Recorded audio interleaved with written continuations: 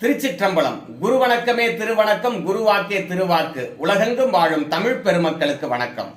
நாம் தொடர்ந்து முருகப்பெருமானின் 1000 நாமங்களை சிந்தித்து வந்து கொண்டிருக்கின்றோம். அந்த வகையில் இன்று நாம் சிந்திக்க இருக்கின்ற முருகப்பெருமானின் நாமம்தான் ஓம் துஷ்டிதாய நமக.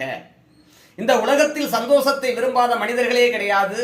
நமக்கு சந்தோஷம் நிறைவாக வாய்க்க வேண்டும் என்றால் தான தர்மங்களை, மற்றவர்களுக்கு சந்தோஷம் தருகின்ற செயல்களை நாம் இந்த வாழ்வில் செய்ய வேண்டும்.